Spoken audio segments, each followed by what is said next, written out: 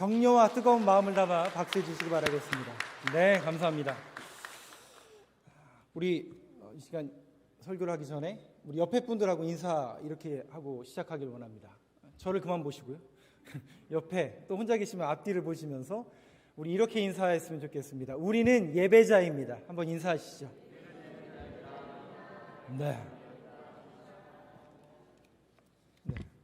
우리는 예배자입니다. 인사한 내용과 동일한 메시지를 여러분들과 함께 전달해 드리려고 합니다. 아마도 지난 수요일부터 또 오늘 또 돌아온 토요일 또 다음 주일 수요일까지 아마 설 명절 전까지는 제가 교회론에 대한 이야기는 교회에 대한 이야기는 설 명절 이후에 전달해 드리고요. 이전에는 한 2, 3주에 걸쳐서 더 예배란 무엇인가, 왜 우리가 예배를 드려야 되고 어떤 예배의 자세와 태도를 가지고 예배를 해야 할 것인지에 대해서 말씀의 근거에서 여러분들과 함께 말씀을 좀 나누고자 합니다. 4장 1절 말씀 한번 띄워주시죠. 4장 1절 말씀입니다. 창세기 4장 1절 말씀. 저희가 수요 예배 때는 요한계시록 4장에 있는 말씀을 통해서 천상의 예배에 대해서 여러분들과 함께 말씀을 좀 나누었는데요. 오늘 여러분들 너무나 잘 아시는 가인과 아벨의 제사를 드린 이 사건이 어떤 의미가 있는지를 여러분들과 함께 조명해 보려고 하는데요. 우리 1절 말씀 앞에 띄워놨는데 함께 한 목소리로 같이 읽겠습니다. 시작. 아담이 그의 아내 하와와 동침하매 하와가 임신하여 가인을 낳고 이르되 내가 여호와로 말미암아 등남하였다 하니라. 아멘. 네, 말씀 띄워놔 주세요. 여기 본문은 너무나 익숙한 본문이죠. 자, 창세기 1장, 2장, 3장에는 무슨 이야기가 있습니까? 하나님이 태초에 천지를 창조하신 이후에 복을 주시고 인간을 만드셨는데 그 인간이 하나님이 보시기에 좋았다라고 평가받은 그 인간이 죄를 범하게 되어 결국 에덴 동산에서 쫓겨나는 그런 일을 당하고 말았습니다. 그 이후에 그들이 이제 동침하여 자녀를 낳는 이야기가 등장을 하는데 4장에 이 이야기가 등장합니다. 아담이 그의 아내 하와와 동침하며 하와가 임신하여 누구를 낳아요? 가인을 낳습니다. 아담과 하와 이후에 가인이 첫 번째로 출생을 하는데, 자, 오늘 저 본문 속에서 여러분들과 함께 유심히 저 문장 하나를 여러분들에게 말씀드리고 싶은데요. 내가 여호와로 말미암아, 잘 보세요. 아담이 뭐라고 가인을 낳고 뭐라고 하나님께 영광 올려드리냐면 하나님으로 말미암아 뭐 했다고요?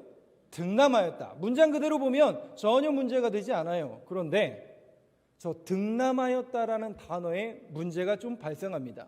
원문에 가까운 번역은 여호와로 말미암아 내가 만들었다. 누가 만들었다? 내가 만들었다라고 번역을 할 수도 있습니다.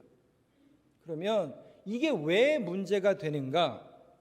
여러분, 왜 아담이 내가 만들었다라고 이렇게 자신을 내세우고 그런 이야기를 할 수밖에 없었는가? 자, 이 메시지를 기억하시려면 앞에 있는 어떤 사건을 하나 기억을 하셔야 됩니다. 넘겨주시죠. 3장 15절 말씀. 조금 내용이 좀 긴데요. 우리 한 목소리로 같이 읽겠습니다. 시작. 내가 너로 여자와 원수가 되게 하고 내 후손도 여자의 후손과 원수가 되게 하리니 여자의 후손은 내 머리를 상하게 할 것이요 너는 그의 발 뒤꿈치를 상하게 할 것이니라 하시고. 등남하였다라고 아까 표현했는데요. 그 등남하였다라는 것은 만들었다. 조금 더 리얼한 표현에 의하면 창조했다라는 단어입니다. 그러면 여러분, 인간이 쓸 수 있는 단어 가운데 내가 창조했다라는 단어를 성경에서 쓸 수 있는 분은 누구밖에 없는 거죠? 하나님밖에 없는데, 하나님밖에 창조라는 그 단어를 쓰실 수 없는데 바로 아담이 그 단어를 쓰게 됩니다. 그렇다면 왜 그런 오해를 하게 되었는가? 그것은 3장 15절에 있는 이 표현 때문에. 그런데 문장 그대로 보면 죄송해요, 도대체 이게 무슨 말인지 모르실 거예요. 저게 뭔 얘기야? 내가 너로 여자와 원수가 되게 하고 내 후손도 여자의 원수가 되게 하고. 랩도 아니고 요즘 젊은 애들이 하는 이게 뭔 말인가? 근데 여러분들이 그거 딱 기억하셔야 될 부분은 두 번째 줄에 있는 여자의 후손입니다. 저 말은 특별히 하나님께서 범죄한 이후에 뱀을 저주하시면서 하나님께서 뱀에 대한 저주를 말씀하실 때 여자의 후손이 너의 원수가 될 것이다. 즉 사단의 세력의 원수는 바로 여자의 후손을 통해서 나타날 것이다. 그 여자의 후손은, 성경에서 여자의 후손은 단 하나, 예수 그리스도밖에 표현할 수 없는데 그 이유가 있어요. 여러분, 남자의 후손이라고 표현하지 않고 성경에 여자의 후손이라고 표현했습니다. 사람이 여자와 동침하여 낳으면 성경에는 남자의 후손이 됩니다. 그런데 유일하게 성령이 잉태하여 여자가 임신하여 낳은 분은 오직 예수 그리스도밖에 없죠. 그래서 여자의 후손인 거예요. 이해가 되시죠? 남자의 후손은 아니에요. 우리 인류는 남자와 여자가 동침하여 자녀를 낳게 돼 있어요. 그럼 남자의 후손이지만 유일하게 예수님만 성령이 잉태되어 여인의 몸을 통해서 나왔어요. 그래서 그분을 여자의 후손이라고 창세기 3장 15절에 이야기하고 있는 겁니다. 이것을 원시 복음이라고 그래요. 왜? 예전부터 하나님이 태초에 계획하신 그 계획이 누구를 지향하고 누구를 꿈꾸고 있고 누가 목표로 가게 되어 있냐면 예수 그리스도를 목표로 향하고 신약 성경을 향해서 가고 있는 거예요. 이것이 이미 창세기 서문에서 밝히고 있는 하나님의 계획인 것입니다. 그래서 여자의 후손, 누구를 가리킨다고요? 예수 그리스도. 그 예수 그리스도를 지향하고 그 예수 그리스도를 가리키는 여자의 후손, 그 후손이 아담 입장에서는 처음 있는 일이잖아요. 뭐가 처음 있는 일이냐면 자기가 아내와 동침하여 처음 자녀를 낳았고 그것이 가인인데 그것이 3장 15절에 있는 말씀이 이루어진 줄 아는 거예요. 자기의 뜻대로 여자의 후손이 가인인 줄 알았던 거예요. 그래서 그 가인을 통해서 이 가인은 구원자가 될 것이고 이 구원자를 내가 생산했다, 내가 만들어냈다라고 뭐 했다고요? 착각하고 오해했다라는 것이죠. 여러분, 성경이 왜 이 이야기를 하고 있느냐? 성경에서 창세기에서의 모든 사건, 바벨탑 사건, 노아 사건, 그 이후에 벌어지는 모든 인류의 죄악된 그 사건의 이면과 표면에는 정확하게 누가요? 내가.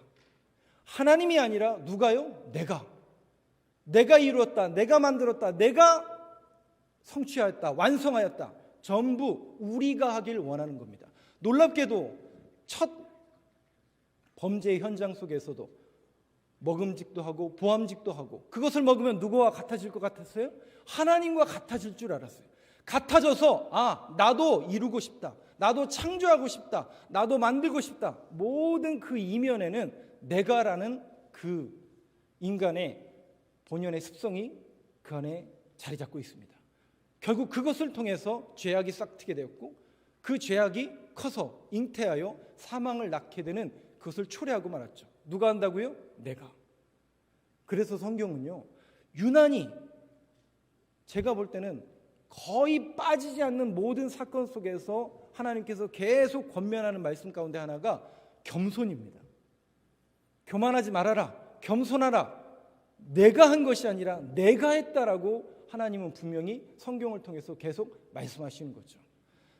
사랑하는 성도 여러분, 저와 여러분이 신앙생활하면서 이런 내가 이룬 것이 아니라, 내가 만든 것이 아니라, 내가 여기까지 온 것이 아니라 모든 것이 하나님의 역사였고 하나님이 이루실 것이고 하나님이 여기까지 인도하셨다라는 그 믿음의 고백이 오늘 저와 여러분들의 고백이 되길 간절히 소망합니다. 누굴 보면 아냐면요, 저를 보면 알고요. 여러분들의 인생을 뒤돌아보면 결국 누가 이룬 것 같습니까? 걸어간 것 같고 내가 밟은 것 같고 내가 모아서 다 이룬 것처럼 보이지만 여러분, 다 하루아침에 바람에 날린다니까요. 그런 세상적인 그런 가치관의 그 모든 것들은 하루아침에 다 날아가 버립니다. 그런데 영원한 가치, 예수 그리스도와 그분의 말씀과 그분의 일만은 영원한 것이죠. 그 영원한 가치를 사모하는 마음을 우리에게 주셨어요. 그래서 그 영원한 것을 사모하며 영원한 것을 바라보며 오늘도 저와 여러분이 세상적인 것에 흔들리지 마시고 온전히 하나님의 말씀을 따르고 그 말씀을 붙잡으며 영원한 것을 사모하는 믿음의 고백으로 뚜벅뚜벅 한 걸음 한 걸음 신앙생활을 영위해 나가는 저와 여러분이 되길 간절히 소망합니다. 그 메시지를 주고자 여자의 후손, 이 메시지를 주신 이후에 자, 그 다음 절 한번 보여주시죠.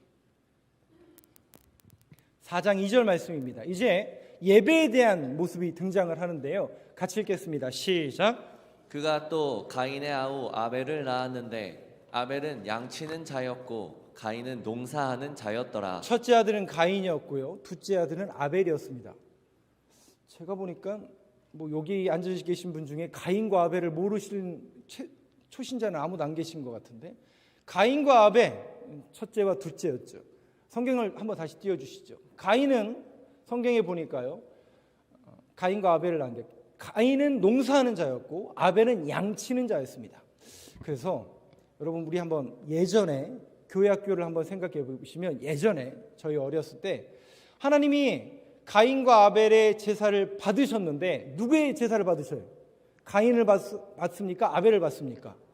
아벨의 제사를 받죠. 우리는 이 결론을 알아요. 그래서 이 아벨의 제사를 받으셨는데 아벨의 제사를 받은 이유가 뭐예요? 양을 드렸기 때문이다. 왜요?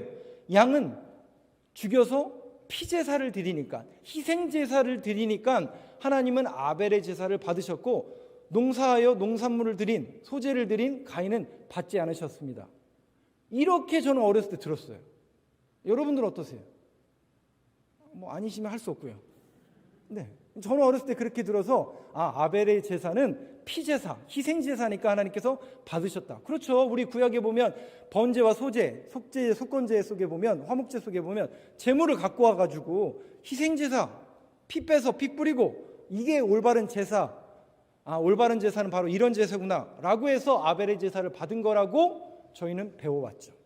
근데 여러분 조금 더 문장을 한번 조금 더 보시면서 한번 이 부분이 어떤 의미가 있는지 한번 조금 더 보시죠. 3절 말씀 한번 보시죠. 가인은 농사하는 사람이었고 아벨은 양치는 목동이었습니다. 3절 말씀입니다. 같이 읽겠습니다. 시작. 세월이 지난 후에 가인은 땅의 소산으로 제물을 삼아 여호와께 드렸고. 문장을 잘 보시면 세월이 지난 후에, 성경은 우리에게 정확하게 몇 월 며칠부터 시작해서 몇 월 며칠이라고 성경을 기록하지 않기 때문에 좀 이해하기가 어렵지만, 원문에 가까운 세월이 지난 후에라는 번역은 날들의 날들 후에, 즉 한 절기가 끝난 후에, 한 계절이 끝난 후에, 즉 한 농사가 끝난 후에 소출을 거둘 때예를 말해요.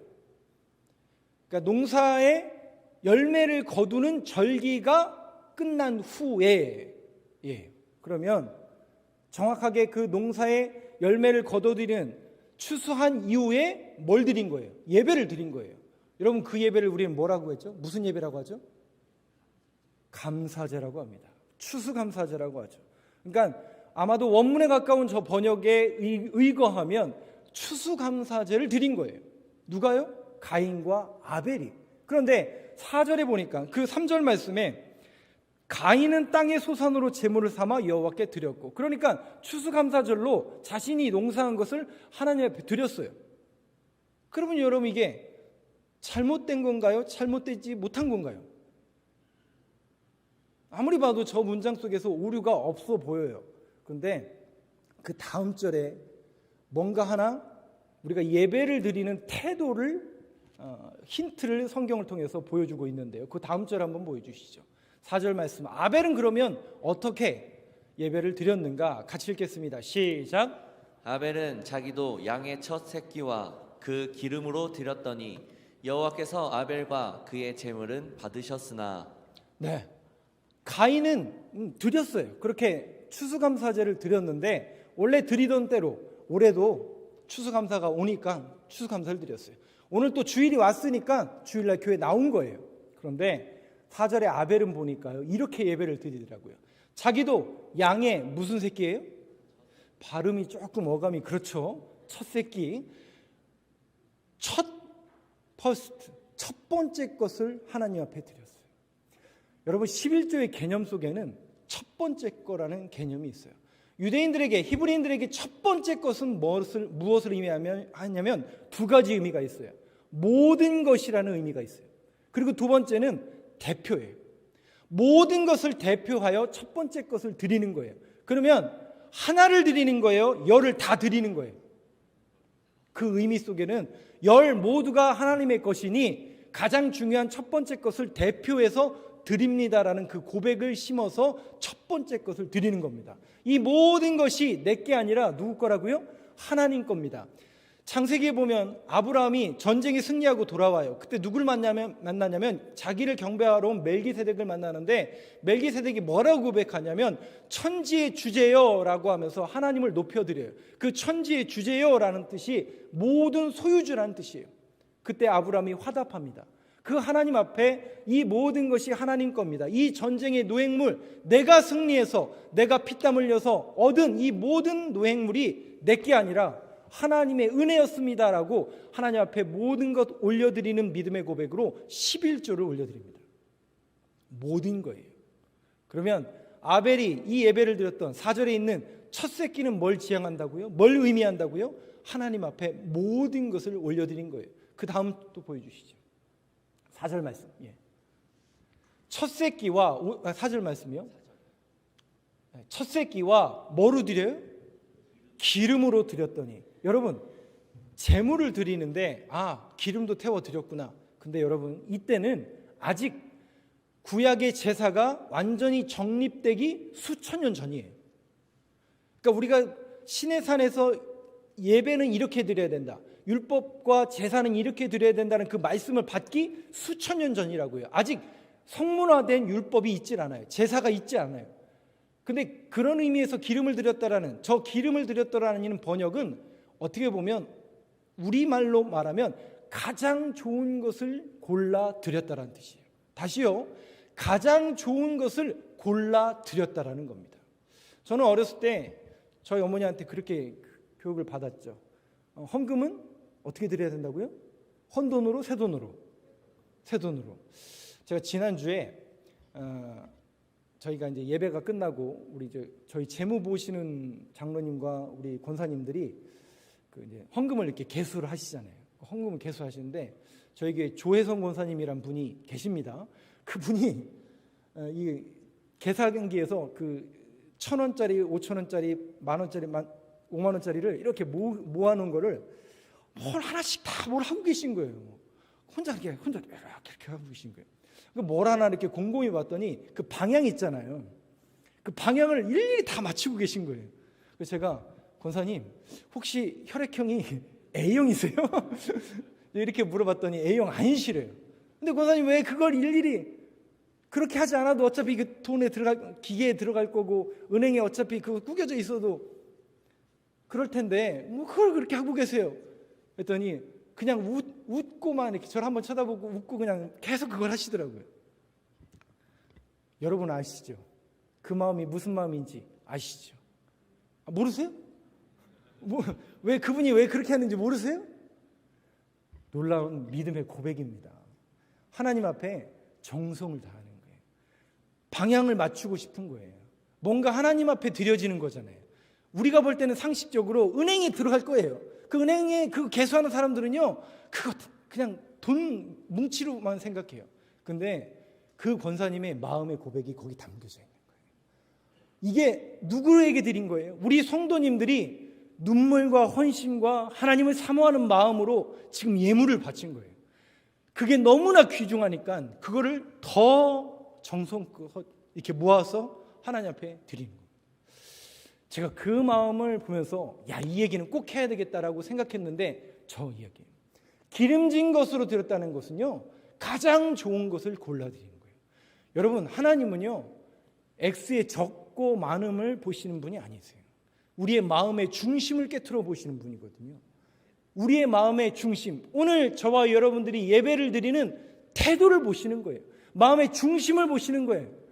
그냥 왔다 가는, 물론 여기도 마당만 안 받는 것도 문제가 있지만 우리가 마음의 태도와 이 심령 속에, 성경에 보니까 마음과 뜻과 힘을 다하여 하나님만을 예배하라고 그랬는데 정말 그러한 마음의 태도가 있는가? 내 마음의 중심에 지금 하나님을 예배하고자 하는 그 열정과 믿음의 고백이 있는가를 확인하는 시간과 그런 태도를 성경은 지금 말하고 있는 겁니다. 다시 5절 말씀을 한번 보여주시죠. 5절 말씀. 근데 문제는 뭐냐면 가인이에요.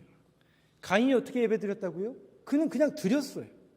그러면 그 드린 태도가 뭐가 잘못됐는가? 그 다음 절을 계속해서 보면 알 수 있는 거죠.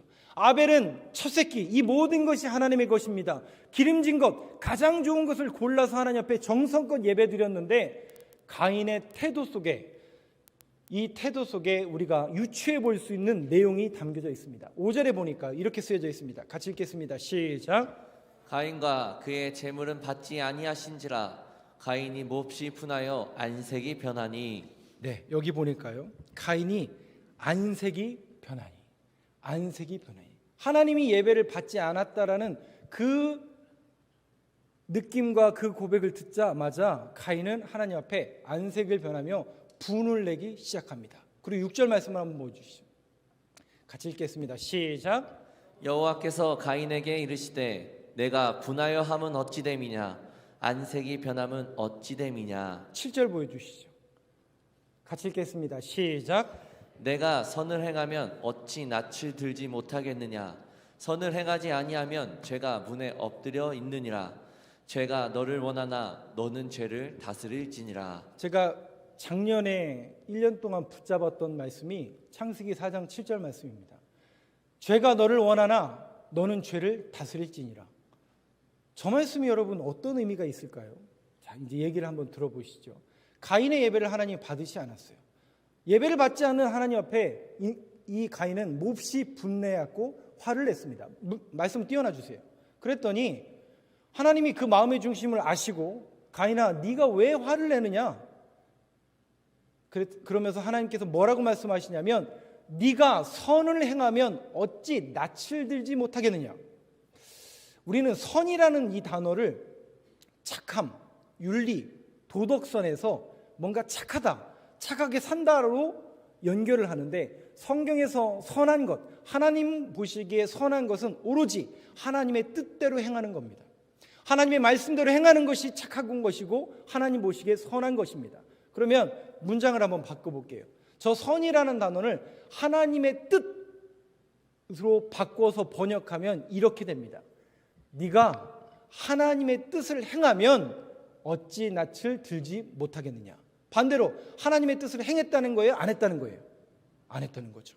하나님의 뜻을 행하지 아니하면 죄가 문에 엎드려 있느니라. 죄가 너를 원하나 너는 죄를 다스릴지니라. 여러분, 이것은 예배의 태도와 자세 속에서 가인은 그냥 드린 거예요.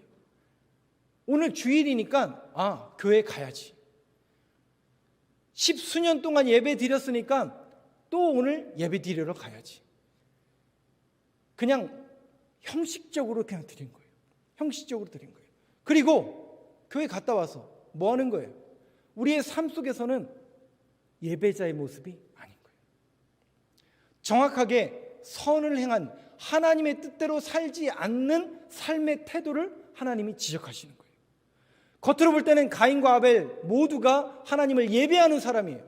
그런데 그들의 삶의 모습을, 그들의 삶의 정황을 다 살펴보니까 하나님의 뜻대로 살지 않더라는 거예요. 그걸 하나님이 지금 지적하고 계신 거예요. 하나님의 뜻을 네가 행했다면 어찌 낯을 들지 못하겠느냐.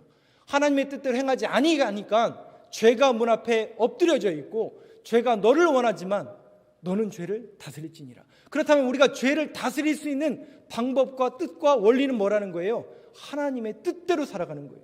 하나님의 말씀을 붙잡고 그 말씀에 아멘으로 화답하며 살아가는 인생, 하나님의 뜻대로 살아가는 인생, 그 사람은 죄를 다스리는 인생이라는 것이죠. 그러니 여러분, 우리가 성경을 읽어야 돼요, 말아야 돼요? 물어보는 제가 바보죠. 하나님의 뜻대로 살아가려면 하나님이 무슨 말씀을 하시고 하나님이 어떻게 나에게 말씀하셨는지를 알으려면 성경을 알아야 돼요. 그래서 성경을 우리 읽을 수밖에 없고 어떻게 해서든지 말씀대로 살아가려고 노력하고 이 말씀을 붙들고 살아가려고 노력하는 삶의 모든 자세와 태도를 가지라고 하나님은 가인에게 얘기하신 겁니다. 그런데 가인은 그렇게 살지 못했다라는 거예요. 제가 오늘 말씀의 결론을 이 말씀으로 결론을 내리도록 하겠습니다. 시편 말씀 한번 보여주시죠. 시편 40편 3절 말씀, 제가 지지난주인가요? 2주 전에 송구영신 예배 바로 전에 금요 심야 예배 때 말씀드렸던 그 회고의 설교에서 시편 40편 말씀을 말씀드리면서 결론을 이 말씀을 내렸는데요. 오늘도 동일하게 이렇게 결론을 내리겠습니다. 3절 말씀 같이 읽겠습니다. 시작. 새 노래 곧 우리 하나님께 올릴 찬송을 내 입에 두셨으니 많은 사람이 보고 두려워하여 여호와를 의지하리로다. 다윗이요, 자신의 깊은 죄악 때문에 고민에 빠져 있었어요. 그런데 하나님께서 자신을 구원해 주신다는, 메시아를 통해서 구원해 주신다는 그 메시지를 듣는 순간 그의 죄악이 씻겨졌고 그가 뛸 듯이 기뻤어요. 하나님께서 내 죄를 사해 주셨다라는 그 믿음의 고백으로 뛸 듯이 기뻤어요. 그래서 그가 노래를 불렀는데 어떤 노래를 불렀냐면, 원래 다윗은 노래하는 자였잖아요. 똑같은 노래를 불렀는데, 어제랑 똑같은 노래를 불렀는데 오늘은 새로운 노래들하는 거예요. 다시 보여주세요. 말씀. 새 노래라는 거예요. 똑같은 노래를 불렀는데요, 새로운 노래예요. 아, 하나님이 나의 죄를 용서해 주셨구나. 그 믿음의 고백이 나에게 오는 순간 그 노래는 새로운 노래가 된 거예요. 늘상 들었던 예수 그리스도, 늘상 오는 교회, 그런데 오늘 예배가 새로운 예배가 되는 사람이 있어요. 똑같이 지금 저와 여러분이 이렇게 앉아서 예배로 영광 돌리지만 돌아가는 분들 중에는 새로운 예배가 된 분이 있어요. 왜 그런 줄 아세요? 뭔가 내게 죄 씻음의 은혜, 뭔가 나를 만나주신 하나님의 은혜가 내 안에 들어오신 분들은 새 예배가 되고 새로운 노래가 되는 거예요. 그 새로운 노래를 부르는 사람을 세상들이 노래를 듣는 겁니까? 보는 겁니까? 그 노래를요, 보더라고요. 누가요? 믿지 않는 저 사람들이, 믿지 않는 여러분들의 가족들이, 믿지 않는 저 사람들이 여러분들의 새로운 노래를 보더라고요. 듣는 게 아니에요. 봐요. 이게 여러분 무슨 의미죠? 바뀌었어요. 노래가 바뀌었어요. 내 노래가 바뀌었어요. 내가 거듭났어요. 내가 죄인에서 새로운 사람이 되었어요. 그 감격과 은혜가 넘치니까요, 날마다 노래하는 자가 돼요. 어렸을 때부터 교회 학교를 가고 어렸을 때부터 예배를 알았는데 오늘 예배가 새로운 예배가 됐어요. 그 감격이 내게 있어서 내 입술에 노래가 생기고 내 마음의 발걸음에, 정말 오늘 예배 드리러 오실 때 이런 말씀 드려 좀 죄송해요. 검사 같은 얼굴로 왔다가 오늘 예배를 통해서 힘을 얻고 해 같은 얼굴로 나가는 거예요. 그러면 여러분들의 가족들이 보겠죠. 저분이 교회 갔다 오더니 얼굴이 왜 이렇게 됐을까? 제가 저러지 않았는데 왜 저럴까? 그 노래를요, 듣는 게 아니라 보는 거예요. 보면서 그들이 궁금해할 거예요. 막 궁금증이 솟아날 거예요. 저 교회는 도대체 뭐가 있길래 그럴까? 저곳에서 예배를 드리면 왜 사람들이 저렇게 해같이 얼굴이 빛날까? 왜 내 아내, 내 남편, 내 자녀가 예배를 드리고 왔는데 얼굴이 저렇게 변해 있을까? 그리고 웬 노래란 말인가? 지금 우리의 형편은 노래를 부를 수 있는 형편이 아닌데 지금 애곡하고 애통해도 시원찮을 판에 왜 노래를 하고 있는가? 이상하게 생각할 거예요. 노래를 듣는 게 아니라 보게 될 겁니다. 그러면서 두려워하게 될 거예요. 그러면서 그들의 마음속에 오고 싶어하는 믿음의 고백이 생길 겁니다. 바라기는요, 이 한 해 동안 저와 여러분들의 예배가 회복되는 한 해가 되길 간절히 소망합니다. 정말 여러분들이 하나님의 전에 가든 고난과 역경과 많은 문제를 가지고 온다 할지라도 정말 돌아가실 때는 여러분들의 얼굴이 해같이 빛나서 여러분들의 입가와 심령 속에 새 노래가 한 주간도 울려 퍼져서 그 힘으로 이 한 주간도 승리의 길을 걸어가는 모습을 보면서 믿지 않는 여러분들 주변에 있는 사람들이 두려워하고 하나님을 의지하게 될 줄로 믿습니다. 저와 여러분들이 그런 거듭난 예배자로 이 한 해 동안 하나님 앞에 영과 진리로 예배를 드리는 예배자가 되길 간절히 소망합니다. 기도하겠습니다.